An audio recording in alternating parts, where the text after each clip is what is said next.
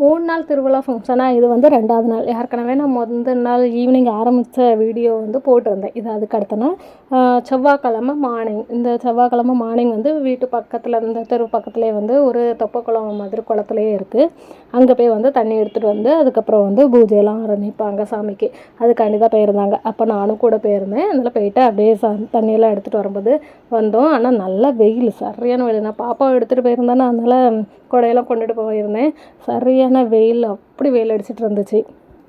இந்த பெரிய வார்ப்பில் பார்த்திங்கன்னா ஃபுல்லாக வந்து மஞ்சள் போட்டு தண்ணி நல்லா கதகதான்னு கொதிக்க வைப்பாங்க. ஃபுல்லாகவே இந்த விறகெல்லாம் வைக்க மாட்டாங்க. அதுக்கு பதிலாக வந்து பனை ஓலை காஞ்சது இருக்குல்ல, அதை மட்டுமே வச்சு தான் தீ பற்ற வச்சுருப்பாங்க. நல்லா கதகதான்னு எரியும். இந்த தண்ணியை வந்து சாமி ஆடுறவங்க அவங்க மேலெல்லாம் தொளிப்பாங்க. அதுக்காண்டி இந்த பாப்பா பார்த்திங்கன்னா அவளோட எல்லாரும் வீடியோ எடுத்துகிட்டு இருந்தாங்களா, அவளோட ஃபோனில் வந்து அவளும் வீடியோ எடுத்துகிட்டு இருந்தா ரொம்ப நேரமாக சாமி ஆடுறத. நல்லா க்யூட்டாக இருந்துச்சு பார்க்குறதுக்கு.